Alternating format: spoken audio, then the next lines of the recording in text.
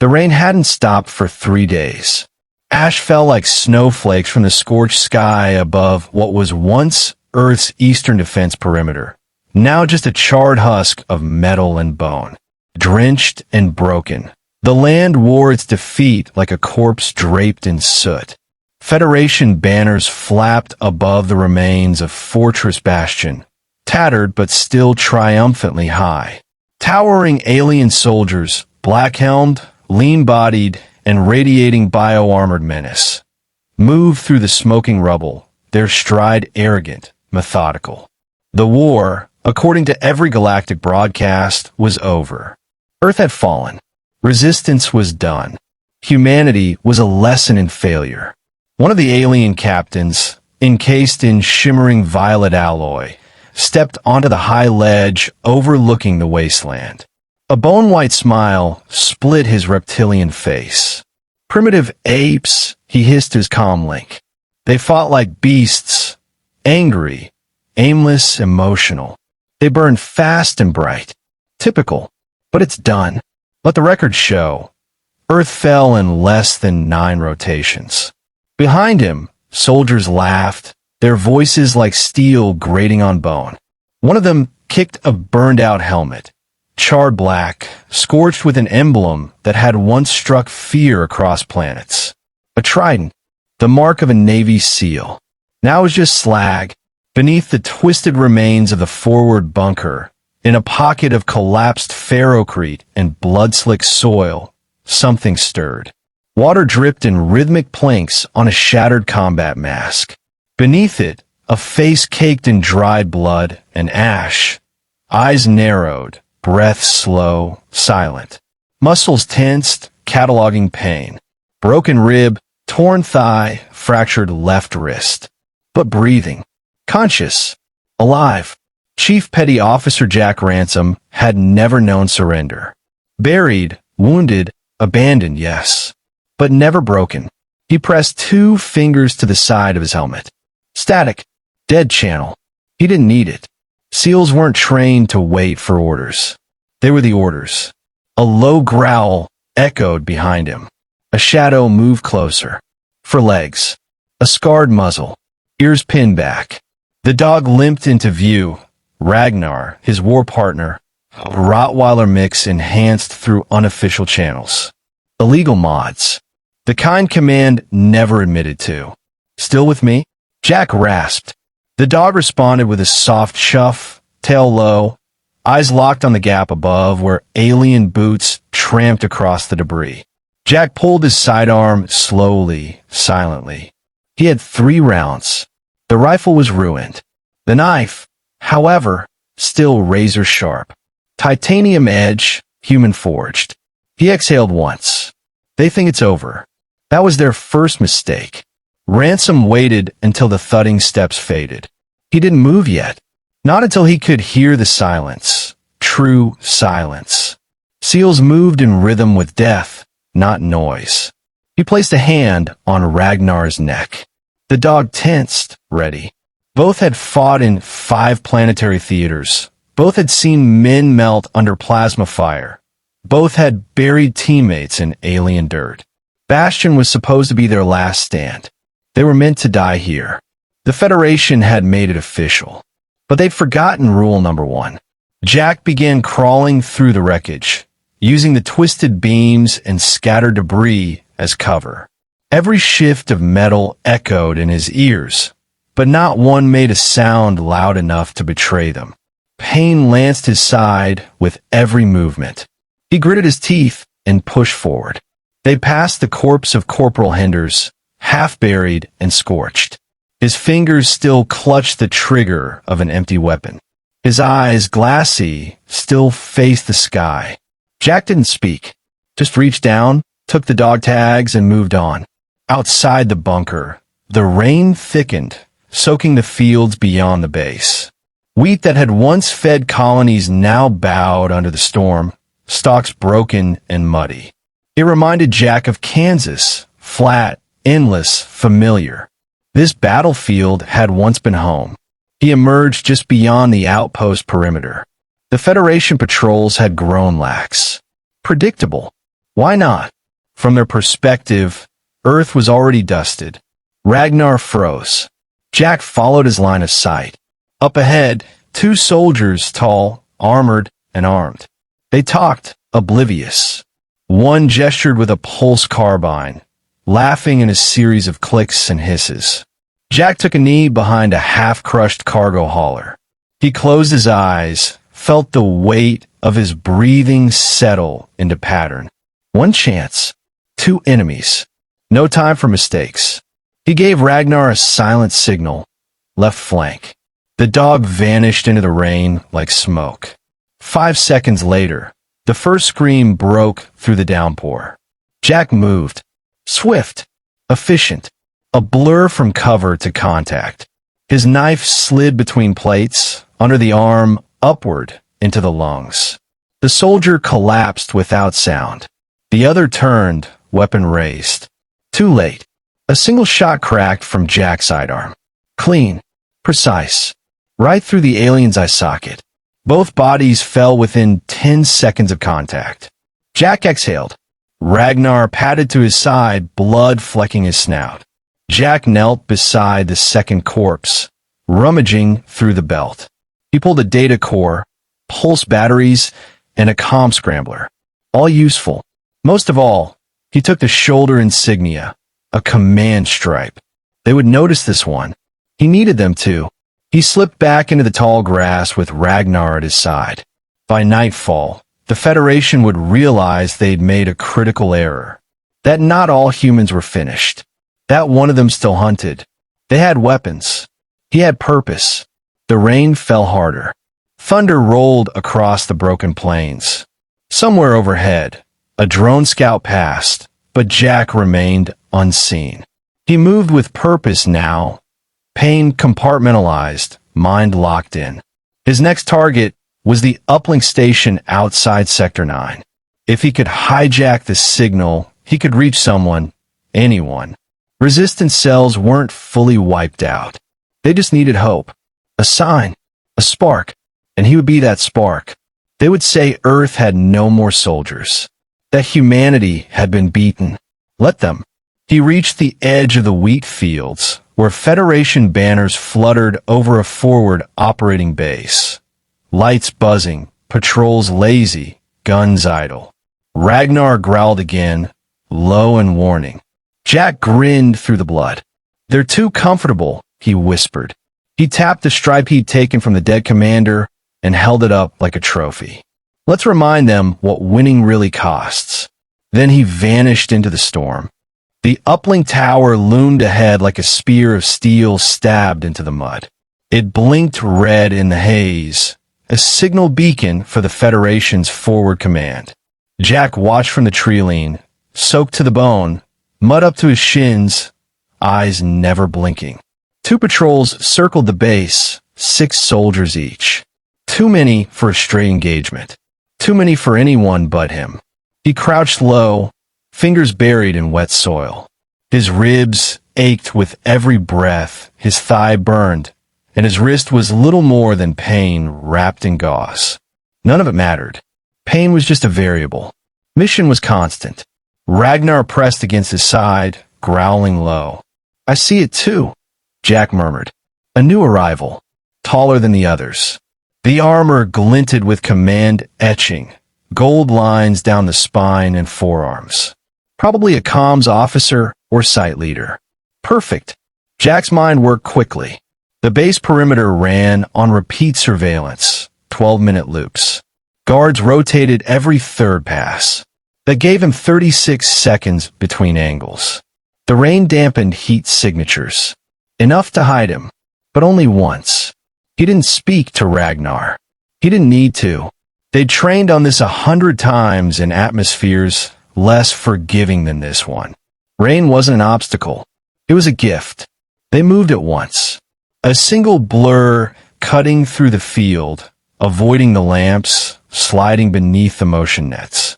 Jack reached the base's edge and attached a sonic pulse mine to the generator. Not to destroy, just enough to blind sensors and draw cameras. He counted. 3, 2, 1. A muffled whomp rolled through the ground like a heartbeat. The lights flickered. The perimeter buzzed. Then darkness. Jack was already moving. He struck from the side. One guard turned to shout, but Ragnar was already on him, jaws clamping around his windpipe. Another turned to fire, but Jack's knife opened his throat with clinical precision. Two bodies fell. One breath. No sound. Jack moved toward the main tower, bypassing the locker barracks. He needed data, not death. But they kept coming. From behind the scaffolding, 3 soldiers advanced. One saw him and raised an alert. Jack ducked, rolled, and fired twice. The shots cracked through the rain. One soldier dropped. The others opened fire, plasma bolts searing past. He dove behind a rusted crate. His hand found a discarded grenade, Federation tech. He didn't know the full model, but he didn't need to. Thumbed the charge, held for 2 seconds, then threw high. It detonated midair with a pop and pulse wave. A shock of light and static knocked the soldiers down. He didn't wait. By the time they tried to stand, Jack had already slit the first one's throat. The second reached for his sidearm. Jack shattered his elbow with a kick, disarmed him, then drove the blade between his ribs.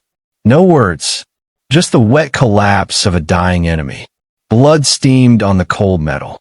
Ragnar limped, but stayed beside him. "You're bleeding," Jack said. The dog whined.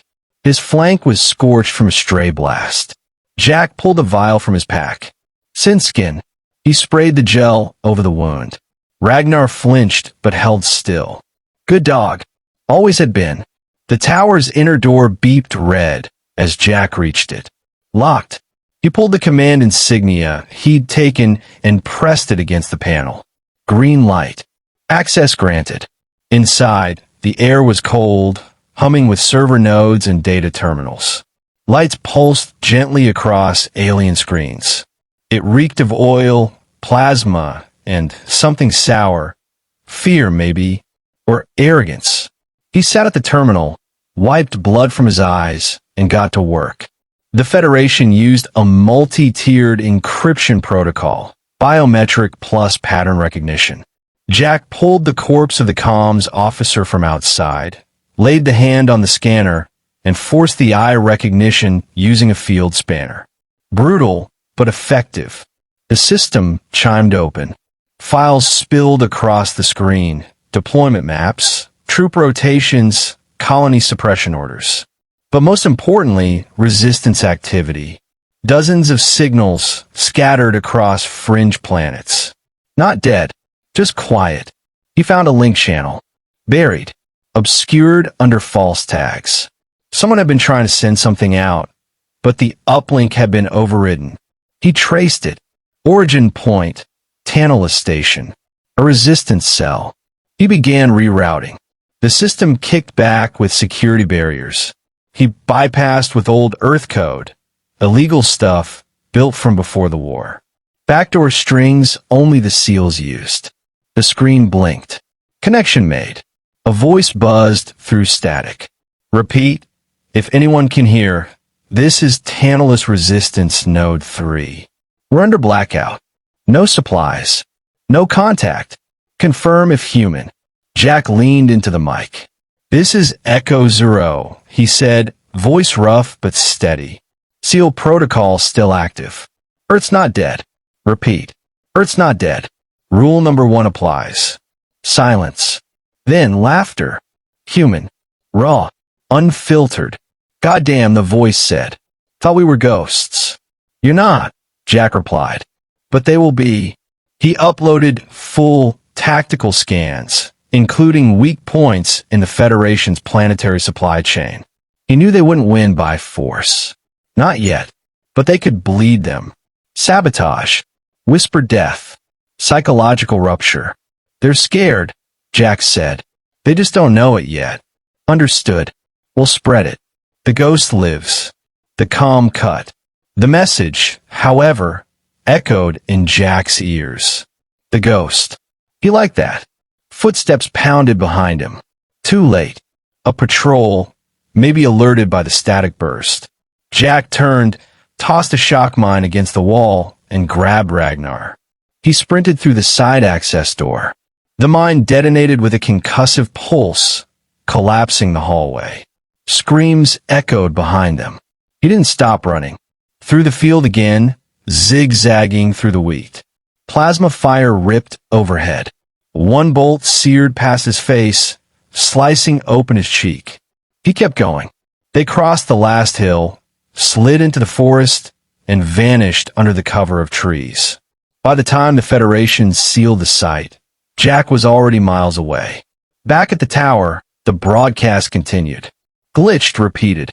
Echo 0 active. Earth not dead. Rule number 1 applies. Commanders across sectors replayed the message, confused, then horrified. One of them whispered the name they'd hoped never to hear again. Navy SEAL. A shadow now walked among them, and it had a purpose. The sky above Outpost 47 shifted from storm gray to a pale, eerie green as dusk set in. The rain had slowed, but never fully stopped. It trickled like sweat down the armor of Federation soldiers stationed along the outer gates. The mood had changed. No more laughter, no more boastful retellings of their conquest. Silence had crept in. Tension sat heavy in the air. Jack had been watching them for hours. He lay prone in the underbrush, wrapped in mud and moss, heart rate low, breathing shallow. Ragnar nestled beside him, tail still, ears twitching with each distant footstep. The dog's wound had scabbed over, but it slowed him. Jack knew that wouldn't stop him. It never had. This outpost wasn't his final target, but it was necessary. According to the files he'd pulled from the tower, Outpost 47 was one of 3 critical fuel depots for the Federation's orbital craft. Take this one out, and entire squadrons would be stranded planetside. It wouldn't win the war, but it would send a message. Jack crawled forward, dragging his battered rifle, a stolen Federation design, modified with human optics and trigger calibration. He paused by a ridge overlooking the northern landing zone. 3 ships sat parked in a triangular formation, each one humming low with idle power. Refueling cranes hissed, pouring coolant into their cores. Guards circled but poorly. Patterns repeated every 5 minutes. Jack didn't need more than 2. He tapped Ragnar once behind the ear. The signal was clear. Split. Distract. Ragnar crept off, moving like shadow between trees despite the limp. Jack pulled his scope to his eye. A guard leaned against a refueling tank, bored, weapon slung over his shoulder. One shot. The sound was a whisper compared to the blast it caused. Jack hadn't aimed at the guard.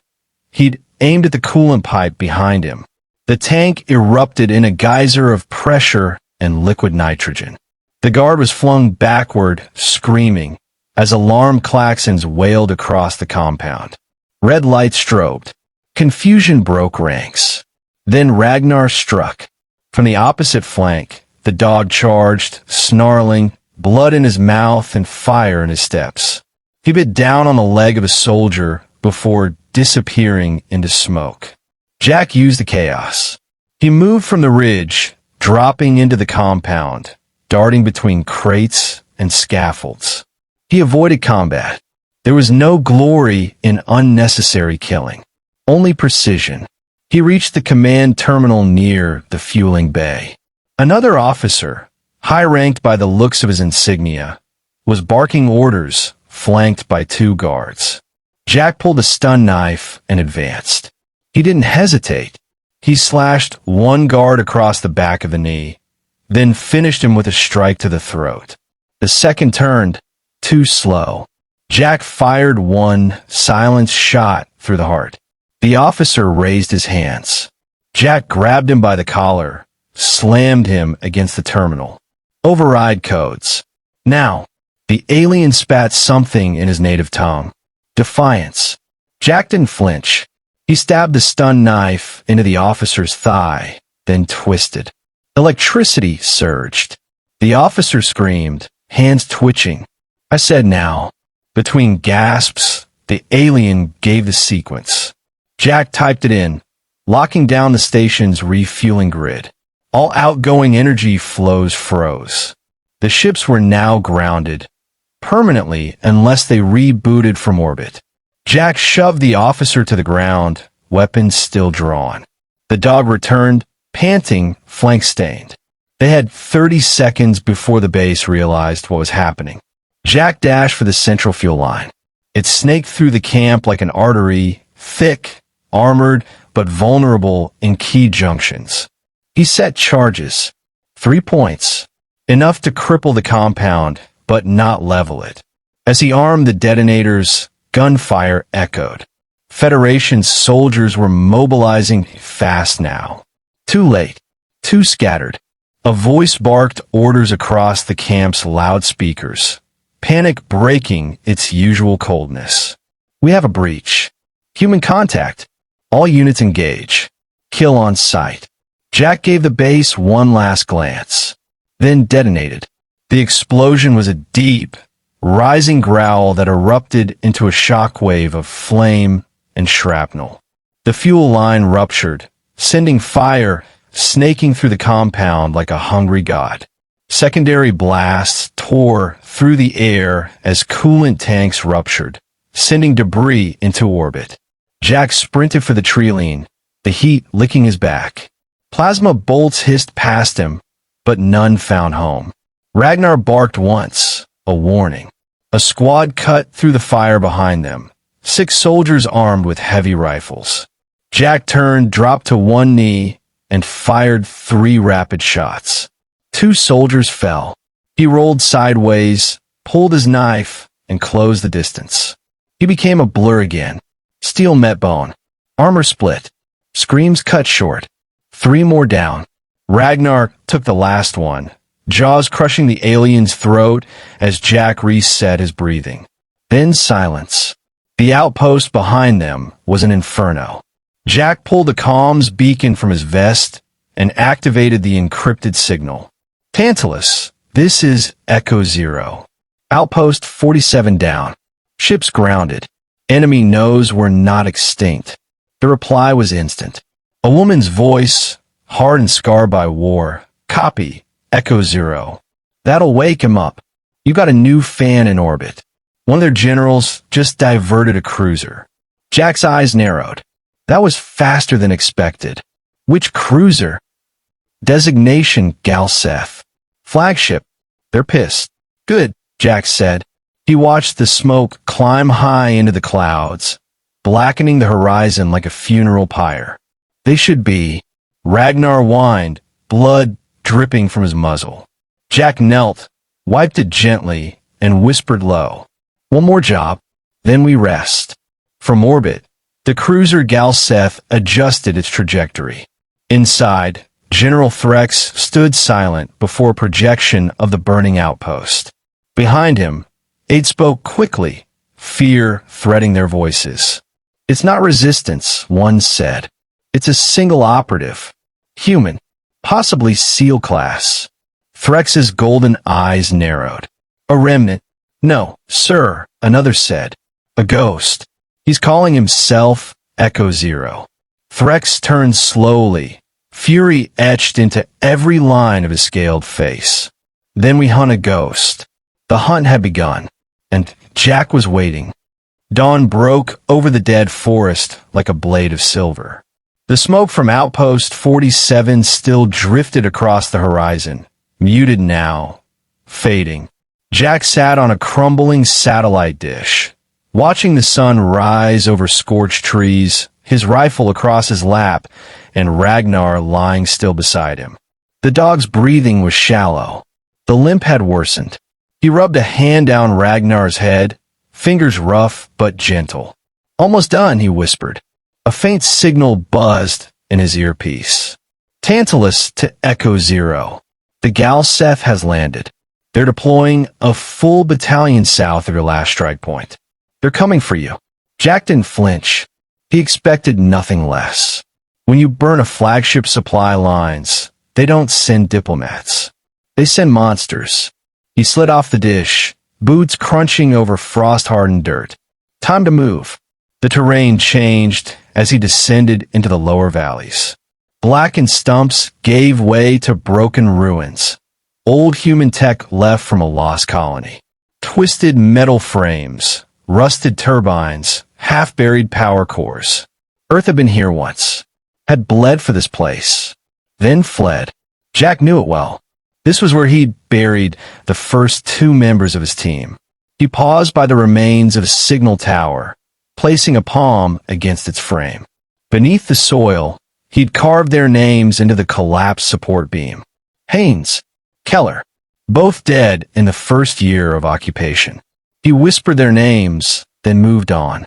The Galactic's battalion wasn't subtle.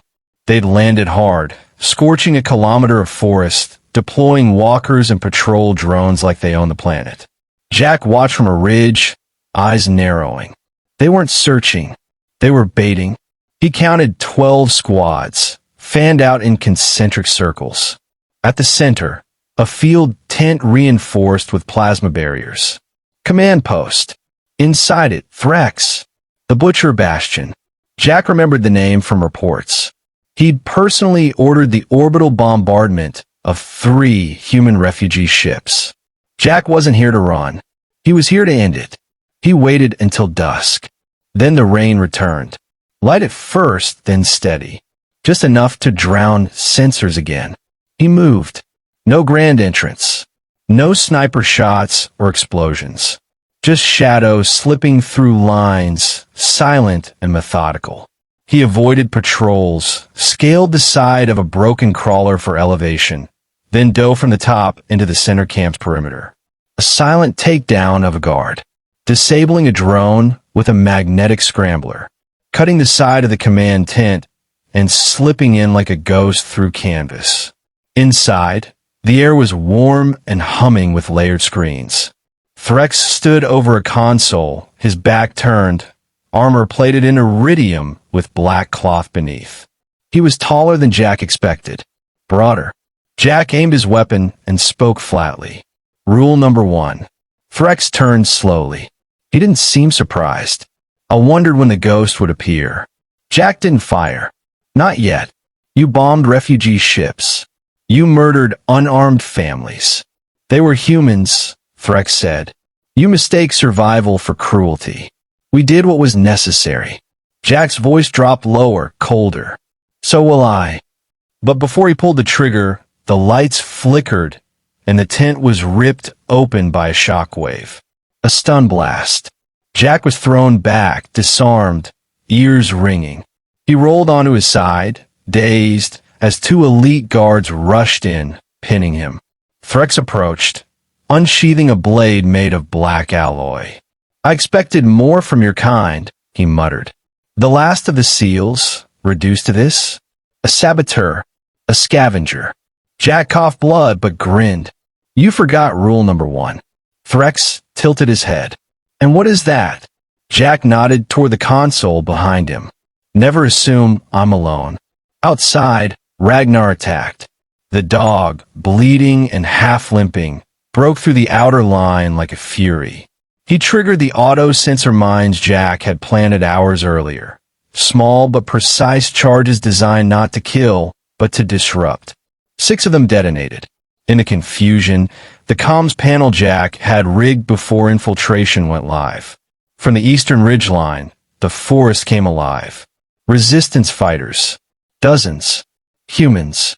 Outnumbered, but armed with intelligence and timing. They opened fire with homemade pulse rifles and stolen Federation repeaters. Drones dropped from the sky. Walkers lost legs to thermal mines. It was chaos. Inside the tent, Jack broke the grip of one guard with a sharp elbow and twisted the second's arm until the bone snapped. He rolled over, snatched his knife, and flung it into Threx's shoulder. The general screamed and charged. They collided in a mess of fists and blood. Threx was strong, unnaturally so. His blows cracked ribs, his weight crushing. But Jack was faster, smarter, every move calculated. He slipped from a chokehold, struck the alien's neck, then drove a hidden blade between the armor plates under the arm. Frex staggered. Jack stepped in, grabbed his throat, and forced him to his knees. "You came here to hunt me," he said, voice hollow. "But all you did was show the galaxy you bleed." He twisted the blade. Frex collapsed. Outside, the last of the Federation units fell back toward the ships. Resistance fire pinned them, forcing retreat. The battle had lasted only 9 minutes, but left a crater in the heart of the occupation. Jack emerged from the tent, bloodied and limping, as humans rallied to him. A young fighter approached wide-eyed. "You're real," she said. He didn't respond. She stepped closer. "What now?" Jack looked at the burning wreckage, then toward the sky. "We keep going," he said. They thought they won, but they forgot rule number 1. The girl frowned. "What's that?" He wiped blood from his face. "Never turn your back on a human." Behind him, Ragnar collapsed. Jack rushed to his side, cradling the dog's head. Ragnar looked up at him with dimming eyes. The wounds were too much. Jack whispered low, forehead pressed to fur. "Rest, brother. You held the line." The dog exhaled once, then went still. The camp fell silent.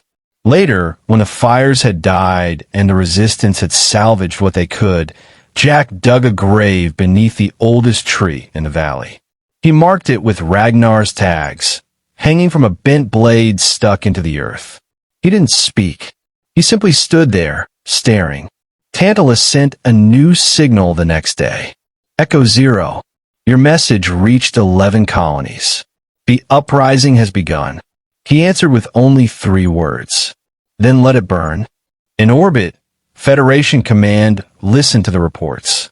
Whispers spread across fleets. The ghost lived, and the war for Earth had just begun.